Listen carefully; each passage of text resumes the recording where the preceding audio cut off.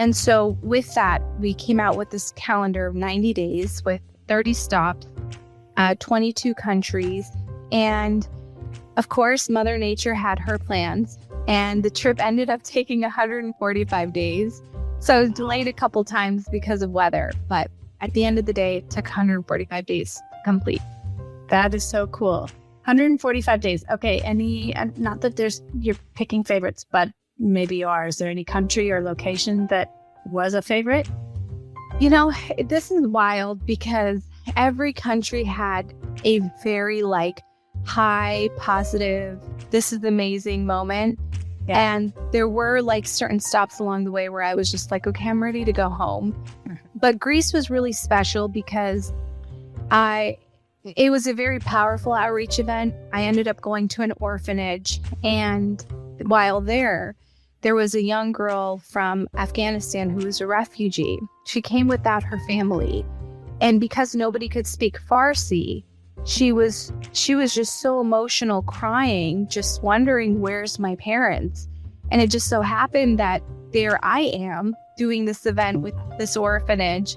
And I just, I figured she would be of Middle Eastern descent. And I started talking to her, and she's from Afghanistan. And so I explained to her what is going on. It was just very emotional. And it just felt like, even with the other kids there, connecting with them, it was very powerful. It was a great start to just the outreach events that were to come. Hello, and welcome to the Business Aviation Collective podcast, sponsored by LD Aviation. I'm your host, Lindsay, and today we get a chance to talk to Shaesta Waiz. Now, you probably have heard about Shaesta before, but just to give you a short background, Shaesta was born in Afghanistan, moved to the United States. She studied at Embry-Riddle, and what probably you have heard most about is that in 2017, she became the youngest woman to fly solo around the world in a single-engine aircraft. So welcome, Shaesta. Hi, Lindsay. Thank you so much for having me.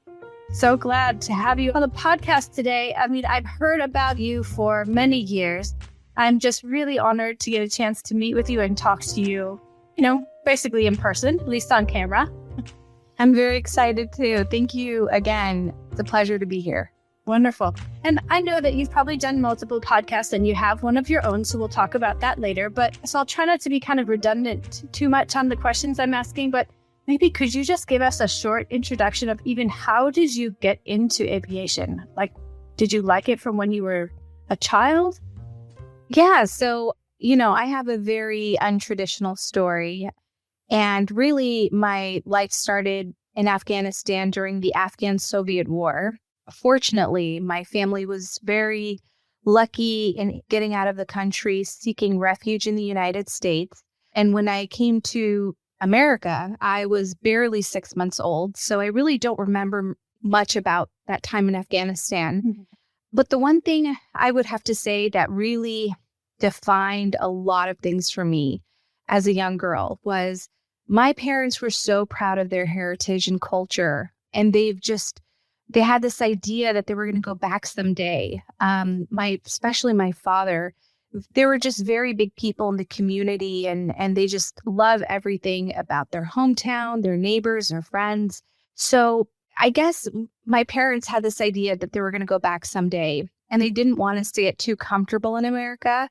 So I really grew up one foot in this very traditional household where we ate very traditional food, grew up speaking predominantly Pashto at home, which is the second most spoken language in Afghanistan. There was no reference to America in our home. I had to wear long sleeve shirts. We spoke Pashto. We ate traditional Afghani food. And then and then on the other side of the spectrum, I had one foot in America when I would go to school and I would have friends and I'd speak English. And so I was just really in this place of where do I belong? And it didn't help that I grew up extremely shy. I just felt like I blended in, and that's where I was most comfortable.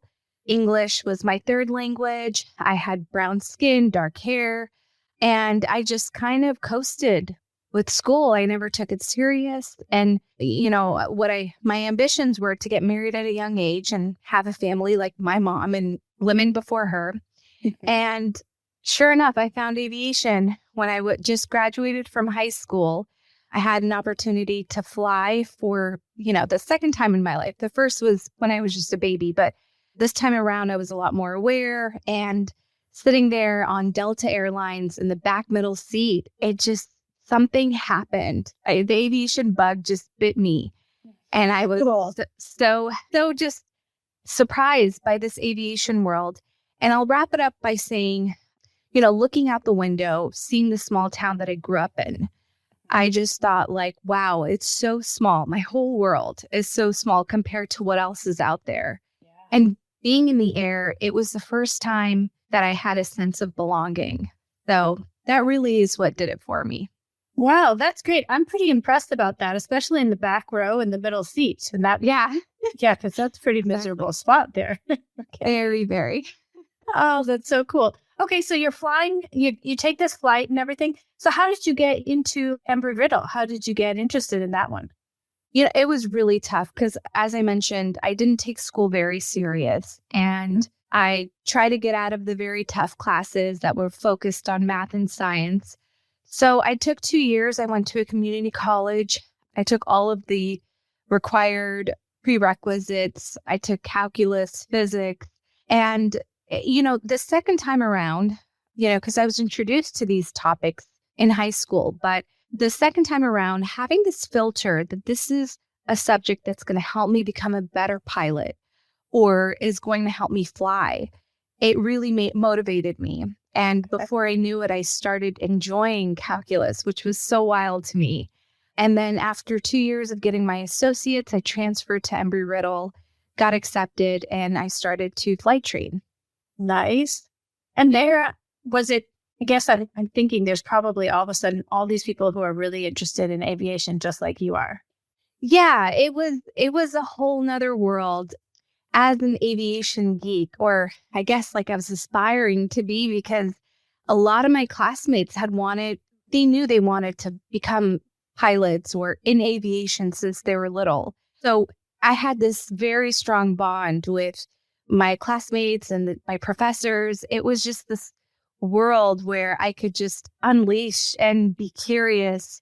But I do have to say it was an adjustment because I felt very behind. Again, some of these students knew they wanted to fly since they were kids, and I was just learning what an aileron was or aerodynamic. It was just I just constantly felt like I was being fire hosed and I was behind, and that wasn't a fun feeling in the beginning. That makes sense. Yeah. And while you were at Embry-Riddle, you put together Women's Ambassador Program. What was that all about? Yeah, so I grew up with 5 sisters, so 6 girls. Cool. And predominantly in my family, there are a lot more women than men. I have a lot more women cousins. So we're just dominated by women. And it really kind of broke my heart to go to Embry-Riddle and look around and realize there were not a lot of women in my classes, my professors. And then I went to my first conference, and that was even more just a little sad to see that this sisterhood that I've had with my sisters, with my cousins, even with my friends, I probably would not have that in my industry. Mm-hmm. And that really stuck with me. And as I was going through flight training, I was struggling a lot in terms of funding it because it is very expensive. Right. And I just happened to be at the right place at the right time. This was back in, I think 2014. Our university president was hosting a 2-day conference for faculty, staff members, students to come and really participate in a women's initiative to increase the female enrollment of students and faculty at the university. Okay. And it was a topic that I was interested in. I attended, and the university president at the time kept stressing, no ideas off the table. If you have an idea that can really increase these numbers, bring it up. And I took that literal. As I was sitting there as a participant, I kept thinking about how with my sisters, seeing them once I discovered I wanted to become a pilot and just going through like very basic things of like understanding the whole applying to college process, financial aid, scholarships, I really was very intentional with my younger sisters and like informing them and just being a big sister to them. And any knowledge that I would get, I would pass along to them. And it really changed their trajectory in terms of education, college, and their futures. And I thought, that's really what women need, is they need a big sister. And so I thought of this idea of current students who've just been through this process of applying, getting accepted, making that decision of whether or not to go to the university. They have so much value that they could pass along to the incoming freshman class. So it's really just to be a big sister, a big mentor. And I put all of these ideas down on a paper, in a proposal. It was like 3 pages long. And the next morning I walked up to not the university president, but his wife, who was there. And I just very shyly said, "Hey, I think I'm onto something. Here's my proposal. I thought of this name, the Women's Ambassadors Program, and I'll just leave this with you." And a couple days later, I was called into the university president's office, and we started talking about this idea. And then before I knew it, we were implementing it. And I put the framework together. I managed it for 2 years. And through that, I was able the stipend that they would give me to do all of this work went towards my flight training, which really helped me accelerate with flying. That's awesome. What a great example of showing up and participating. I can't even count the number of meetings that I've been to where I'm asking for ideas, who has an idea, and it's like blank and nobody says anything. So wonderful. That's so great. If I could just encourage more people to do that, that would be wonderful. Yeah, show up and participate. That's so cool. So you ran it for 2 years. And so now it's a program that they're still doing, I'm guessing, right? Yeah, but at both campuses. Right. Yeah, it's been very successful. And I think what was very surprising for me was within 1 year at the Daytona Beach campus, which is their bigger campus in terms of student body, the female enrollment went from 12% to 22%. With the implementation of the Women's Ambassadors Program. But I do have to say the university also had other initiatives in place, but we saw it. I mean, so the program that I was managing, it was 10 current students that would, after school, would call these prospective students and talk to them. We had a checklist of things we would talk about, things that we wish we knew before we came to the university, and finding out things like, they were just short of $1,000, but, and that was what was going to be the determining factor of them coming to the university or not. That's very valuable that you could take to financial aid and say, hey, is there any more money that we could give this student so they could actually come and be a part of this industry? Yeah. So it was a lot of hard work, is a lot of connection, but the program still exists to this day. And it's something that I'm very proud of, just, looking back. You totally should be. That's awesome. Okay, so from there, that's 2014 or so. You flew around the world in 2017. So how did you, I mean, that just seems to me like a very tiny amount of time that it took you to organize, plan, finish training, all that stuff. So can you talk to us a little bit about what happened during those next couple of years? Yeah, for sure. So for me, it took forever because it really, the idea of flying around the world came to me 4 years before I actually took off. And part of that was, throughout my college experience, I had the opportunity to intern with a great airline here in the United States. And so with that came jump seat privileges where I got to sit in the flight deck and really observe what it was to be an airline pilot. And through that internship, I also had the opportunity to go out to Alaska to take a look at the Air National Guard, because I had this fascination with fighter jets. I really wanted to fly fighters. And I got to spend time with the Air National Guard there and really understand, what a fighter pilot was all about. And then for business aviation, I had the opportunity to go to NBAA, and it just seemed like a whole nother world. And so I just kind of sat with this, like, what am I going to do with my career? Like, am I going to fly for the military? Do I want to be an airline pilot? Do I want to fly business jets? And I just kept coming back to this idea that for me, finding aviation was just it was just by sheer luck. And I cannot imagine my life without flying.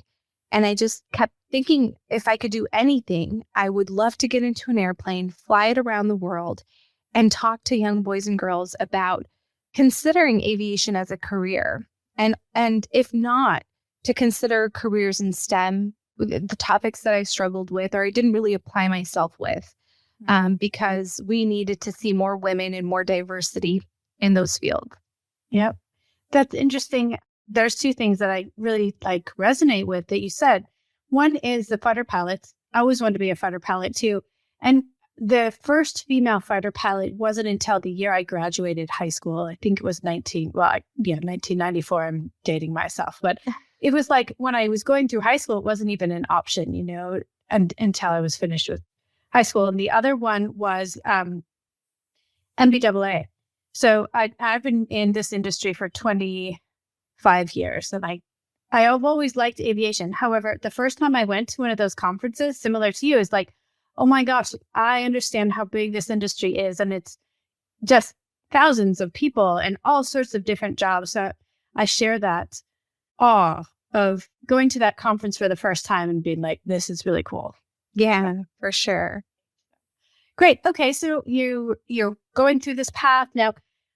What was it? I guess maybe tell us, what was it like planning it? Because, and I should ask, who plans it? Because so I'm a planner. Like, that's what we do. We do all the overflight permits. We work with flight plans, scheduling, duty time. So that part really interests me. Can you tell me how you worked on that? Yeah, for sure. So, there were so many revisions of the route. I had one where I was stopping literally like every hundreds of miles. Like, I really wanted to see the world and have this big impact and meet as many kids as possible. And so there were several versions of the route. I had the general idea. I talked a lot to other Earth rounders in terms of, do I go east? Do I go west? And then just also countries to avoid, countries that other past Earth rounders had a very great, warm welcoming. So it was a lot of like that back work to come up with a route. Okay. And then about, I want to say a year before I actually took off, we were very fortunate to partner with Hadid Flight Planning Services. They're out. Yes. Yeah. We used them. Okay, wonderful. Yeah. They were generous enough to partner with us, and I gave them the route, and they went and made sure that all of my stops had avgas, had just the ability to welcome me in terms of customs and immigration and possible maintenance for my airplane. So they kind of took it and really refined it. And they came back with, you can't go to this specific airport, but this airport nearby, you could. And really it was just a lot of like reading and talking to other pilots who, not necessarily flew around the world, but they were flying in different parts of the world to just understand the complexity and the dynamics of what I was about to embark on. Yeah. Oh my gosh, so exciting. I think that would be just super fun to be able to plan something like that. You send the bigger jets around, different places all over the world, but to be able to dig out some airports that had avgas, that's a whole nother level of planning. Right. It really is. I mean, we're very fortunate here in the US where it's available, any airport you go to. But once you get outside of the US, outside of Europe, it is very hard to find. So that was really cool to go through that process. Very cool. Okay, so now you're ready to go. You're going to take off. I don't know how long it took you to do the whole thing. So maybe that's my first question. Yeah, so it was planned 90 days initially, and that's a little bit longer than the usual circumnavigation. But the reason for that is we partnered with ICAO, the International Civil Aviation Organization, And it was so cool because I went out to Montreal several times before the trip, and I got to meet with the representative of the countries that I was flying into. And the Dreams Soar team stepped up, and we started to plan with these ICAO representatives in the countries, these outreach events that we were going to have around the world. And in some countries, we had up to, it was like 5 outreach events. And then in some, other countries, it was like 2 really big ones. But the heart of this trip was really, I don't want to just set another world record. What is that going to do really? It was, I want to meet with young kids. I want them to be inspired by this trip, by aviation, and to really pursue this industry. And so with that, we came out with this calendar of 90 days with 30 stops, 22 countries. And of course, Mother Nature had her plans, and the trip ended up taking 145 days. So it was delayed a couple times because of weather, but at the end of the day, it took 145 days to complete. That is so cool. 145 days. Okay. Not that you're picking favorites, but maybe you are. Is there any country or location that was a favorite? This is wild because every country had a very high positive, this is amazing moment. Yeah. And there were certain stops along the way where I was just okay, I'm ready to go home. Mm-hmm. But Greece was really special because it was a very powerful outreach event. I ended up going to an orphanage, and while there was a young girl from Afghanistan who was a refugee. She came without her family. And because nobody could speak Farsi, she was just so emotional, crying, just wondering, where's my parents? And it just so happened that there I am doing this event with this orphanage. And I just, I figured she would be of Middle Eastern descent. And I started talking to her, and she's from Afghanistan. And so I explained to her what is going on. It was just very emotional. And it just felt like, even with the other kids there, connecting with them, it was very powerful. It was a great start to just the outreach events that were to come. And then that was one of your first ones that you did? We did one in Canada, actually a very big one. But that was I got to connect with people on a personal level. Yeah. Whereas in Canada, I was on a stage. I got to meet with people, but a lot of the conversations were, oh, this is so inspiring. Sure. Just connecting on a different level, I guess, in Greece. But yeah, Egypt was quite incredible. I mean, then I had the chance to go back to Afghanistan and meet with 300 girls from Kabul. I mean, it was just so much that happened. That is so cool. What a life-changing experience. And not only for you, but for all of us who are living that experience through you and your stories that you're telling. I mean, wow. Yeah. Thank you. I'm really motivated this year to start writing all of these memories in a book. At first, I thought oh, it's so pretentious to write a book about this. And then now that I'm reading about other leaders and people who've done great things in life, hearing their stories, it's such a source of motivation and fuel for me that I feel like I just need to put this all down and put it out there in the world. And, hopefully people get inspired. Oh my gosh, I hope you do. I would totally do that, but that would be so, it's not pretentious at all. It allows us to kind of experience your trip, right. through your eyes. And because, I'm never going to probably fly around the world like that. So at least I get to read about it when I do it. Oh, that'd be wonderful. So cool. Do you keep in touch with any of the kids that you met along the way? I do. So I did go back to the orphanage after the trip ended because I promised the kids, and that was the first thing, I don't know what sport it is. It's a sport when after it's done, whoever wins, they're like, what are you going to do next? And they say, I'm going to go to Disney World. That was my answer in the moment of, you just finished flying around the world. What are you going to do next? And it was I'm going to Greece to go see these kids that I promised. Cool. Yeah. So I went back. That was really powerful. But I have to say, I'm more in touch with just some of the young women that I met. along the way, just being able to communicate over WhatsApp and social media. That is so cool. Yeah. Awesome. Okay, so that brings us kind of to your next step. So Dreams Soar is your organization that helps you get this trip all set and ready and helps you along the way. Now, what is that organization, you and the organization, doing? Yeah. So after the trip ended, I want to just touch on where my mental health was, because it's a lot that I experienced in 145 days. And even before that, just the planning, the mental, the physical preparation for this trip. When I came back, I was just so exhausted. And I just thought, like, what did I just do? Like, what did I just experience? Yeah. And so I took some time off, and I felt like, in life, it's so important to have a balance.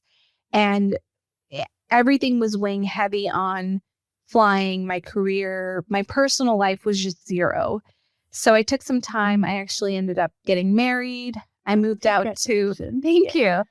I moved to Dubai. I had my first child, and I just kept thinking, like, okay, what's next? And I just knew I didn't want to rush it because I felt like a sense of duty that I met over 3,000 kids face to face on this trip around the world.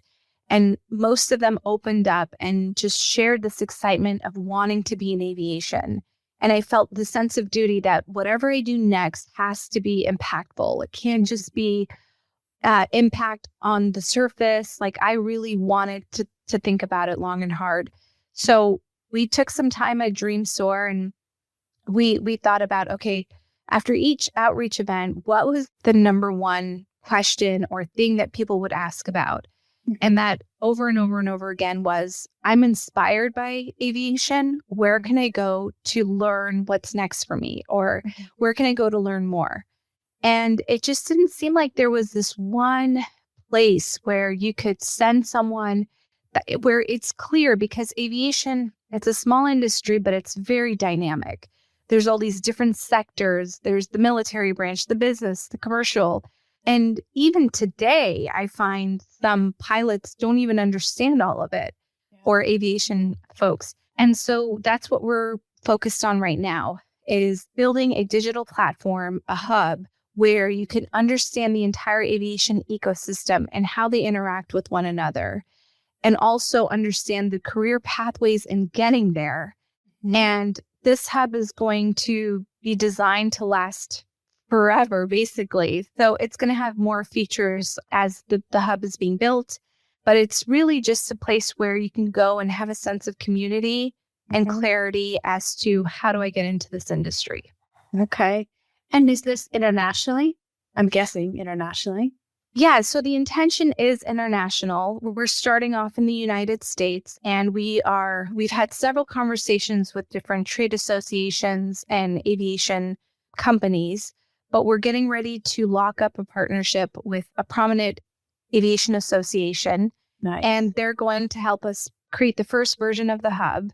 And then from there, it's just going to continue to expand. We really want to perfect it before we go international. Okay. And with international, it's very dynamic because the regulations are different. The requirements are different. So we really want to build this to last and for it to be a real resource. So we'll get there eventually. That's great. Well, I'm definitely going to follow that progress. It sounds wonderful. Thank you. And very helpful. I don't know, did you go to South America at all in your travel around the world, or did you go across towards Europe? Yeah, across towards Europe. After the trip, I did make it out to Mexico, where we did outreach there. But I know there's so much interest in South America in terms of wanting to get into aviation. But that wasn't a part of the global flight. That wasn't the route. Yeah. And I only asked because when I got my private pilot license when I was living in Venezuela, which is on the top part of South America. And at that point, and I'm dating myself, that was probably in 96 or 95. There were 0 commercial pilots, female commercial pilots. There's only one. Wow. And I got pulled into the office because they do a whole, they interview basically to allow you to get the license.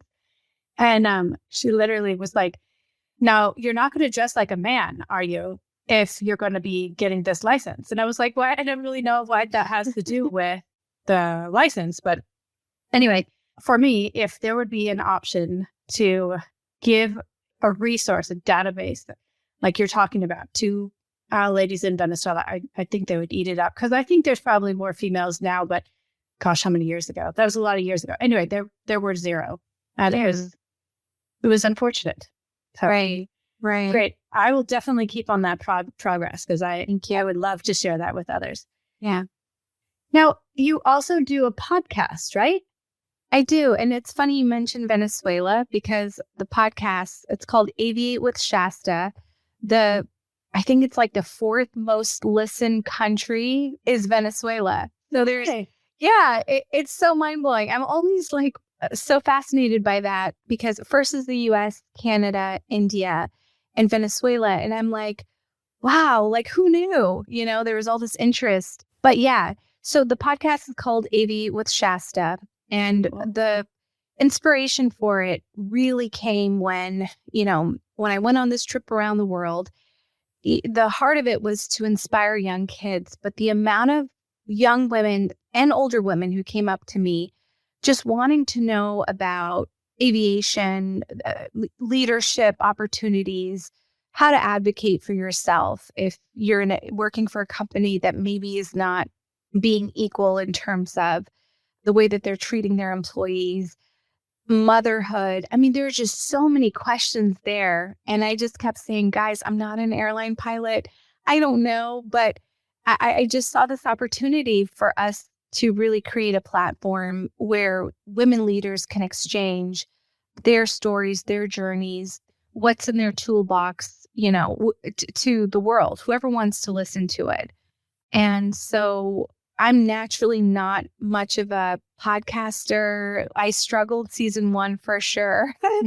Just getting ready and learning interviewing techniques and stuff like that. But we are now in season 5, and we've had just an incredible amount of women leaders from all sectors of aviation come together and aviate as topics of like, how do you evolve in this industry? How do you act on the things that you feel passionate about? How do you vocalize, your opinions and your thoughts? It's all these different themes that we focused on. And I've learned so much, and it's just incredible how people are tuning in and finding these conversations helpful. That is so wonderful. Thank you. Yeah. A neat, quirky thing about Venezuela too. That's for really sure. Yeah. I'm curious, because you said you came from a very traditional family. Well, how were your parents with you flying around the world? Like, what did they think about that? They had 4 years to marinate, like have that idea, sit in with them. And in the beginning, they were definitely like, okay, good luck. You're just dreaming. People say these things, but they don't do it. But, I was very fortunate that my father wanted to be a pilot when he was young.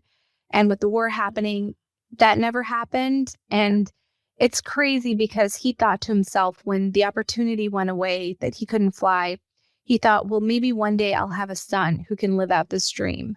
And then God gave him 6 girls. So he just kind of put that idea away. So when I told him I wanted to become a pilot, he was very surprised. And I had his blessing, which really helped with the rest of the family, because I had uncles who were not happy that I was in an industry with a lot of men. My grandma was devastated in the beginning because she thought like, who's going to marry a woman who's never home or not able to provide. So their support really went a long way. And then when they started to see news articles and things come out, they were like, okay, this is serious. And they just, now they share with me that they were terrified, but they just kind of kept it together because they knew the impact. Yeah. Yeah. So. Right. Yeah. They don't need to scare you. I'm sure there was less fear going on with you or, stress going on anyway. For sure. Cool. That's great though. That is wonderful to get that family support. Even if it's not full time or full 100% in the beginning, at least they came around. That's so cool. Right. So now how about your family? You said you got married. I understand you have a son. Yes. Awesome. Yeah. And he's 2? He's 4.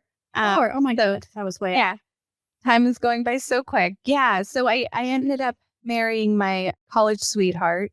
He's originally from Italy. He's an airline pilot, and started our lives. We had our first child 4 years ago in Dubai, and now I'm expecting again with our second son, who is due in about a month from now.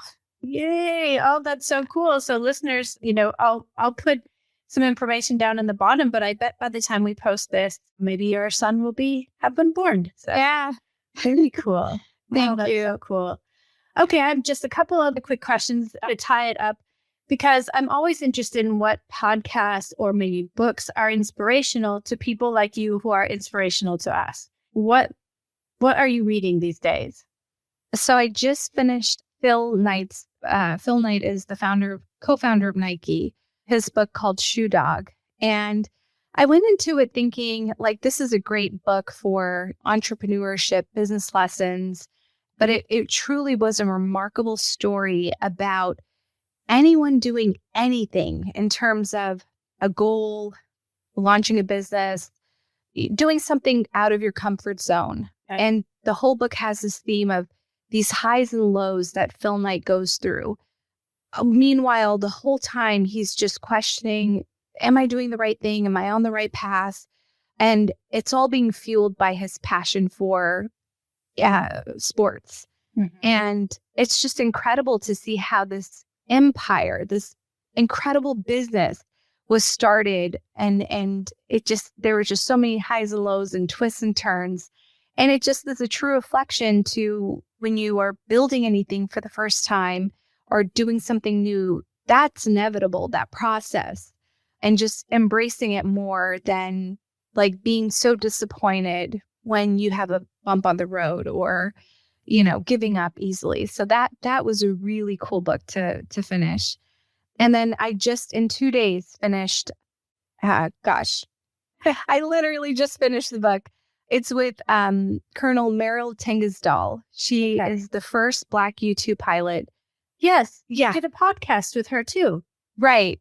We just launched it. And I just listened to it. Yep. Oh, nice. Yeah. Her book is just so raw and real.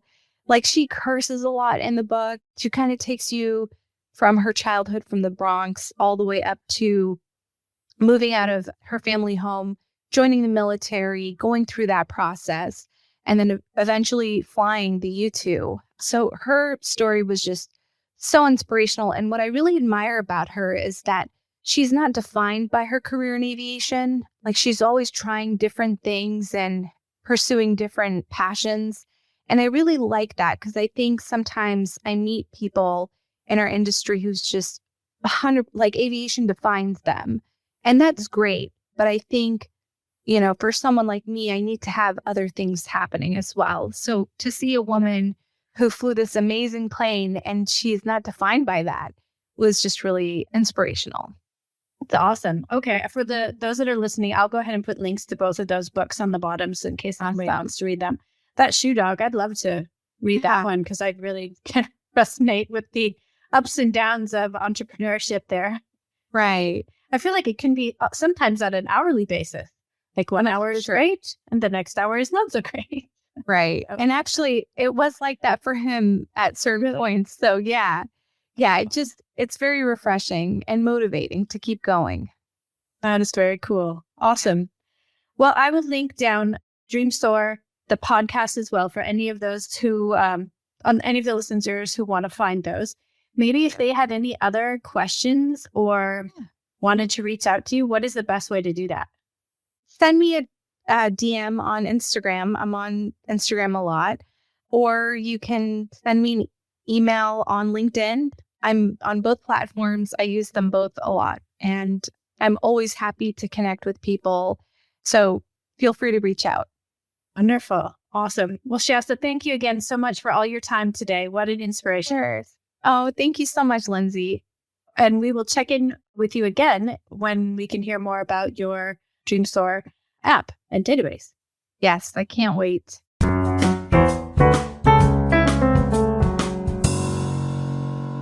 Thank you for listening. Please stay tuned for more episodes. and check out our website for up-and-coming podcasts. This has been a production of the Business Aviation Collective, sponsored by LD Aviation.